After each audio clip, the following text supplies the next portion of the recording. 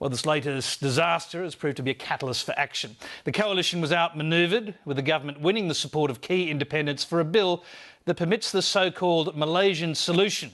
But as we said earlier, it faces almost certain defeat in the Senate. Melissa Clarke reports from Canberra. The political deadlock held for months, but today the pressure became too much as MPs recalled past tragedies. One of the Australians told me how you looked face to face with a child.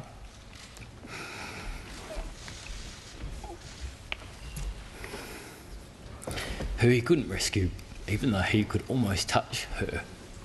Yet another tragedy forced the hands of both the government and the opposition to stop shadowboxing and try to do something.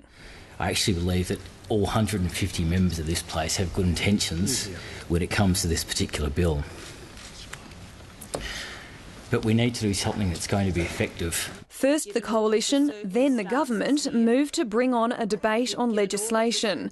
Julia Gillard turned to a private member's bill from independent MP Rob Oakeshott. I, as a Labor leader, would want to walk from this place saying no one won, no one lost, we just got something done. Yeah. And I think an independent member's bill gives us all the opportunity to do just that. The Oakeshott bill enables both the Malaysia deal and processing on Nauru and codifies the regional arrangement known as the Bali process. I urge all members of this House to at least allow this to be tried, and by all means, if it doesn't work, take it to the next election. The Minister has the call.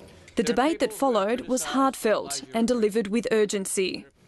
There are difficult decisions for governments and ministers and parliaments to make. There is nothing as harsh as dying on the sea. There are no measures deployed by governments in the battle against people smuggling which are particularly palatable.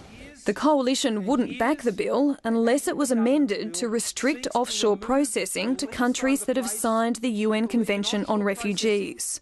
Why is it necessary to abolish the protections that exist in the Migration Act to allow this abominable Malaysian people swap deal to proceed? We all know that Nauru, which was the centrepiece of their refugee policy prior to 2007, was not a signatory. The government beseeched the opposition to give ground. Is there one single member of this House who could argue with any conviction, with any responsibility, that implementing the Malaysia arrangement and a detention centre at Nauru could not save lives? And in their appeal, government MPs revealed their own struggles with compromise. I will find getting up and walking into this chamber and voting for Nauru to be quite a terrible thing to do.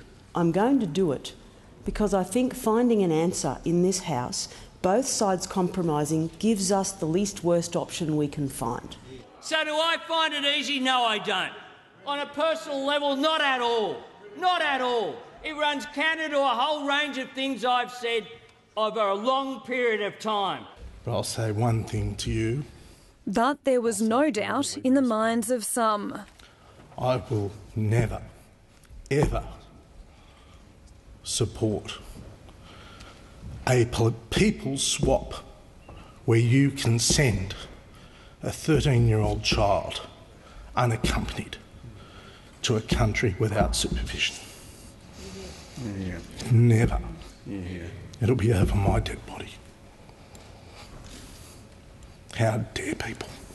While debate raged in the chamber, outside, Tony Abbott tried to strike a deal with the crossbench. What we have offered to crossbench members is an increase in Australia's refugee and humanitarian intake from the current level to 20,000 a year within 3 years.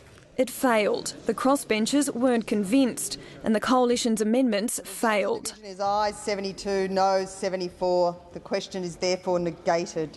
But the government did manage to strike a deal, winning over independent Andrew Wilkie. I have reached an agreement with the government that if the government is to support the implementation of a sunset clause, I am then obliged to support the bill.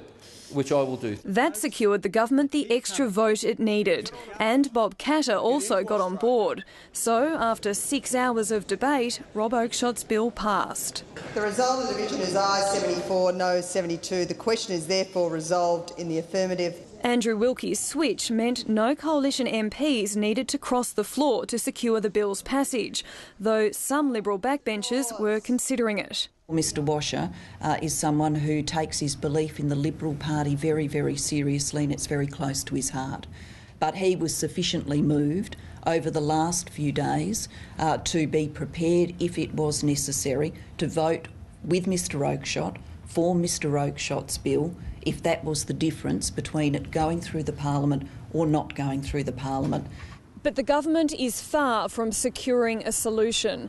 With both the Coalition and the Greens implacably opposed to the legislation, the government can't get it through the Senate. So that leaves Julia Gillard back where she started, appealing for the opposition to say yes. Both the government and the opposition have vowed to do everything to get a vote in the Senate as soon as possible.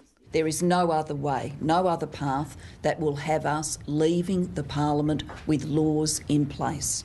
It is also the only true compromise on the table. The government has passed up the opportunity to make real progress in favour of something which preserves the Prime Minister's pride but doesn't actually advance our nation. More politics and more soul-searching tomorrow.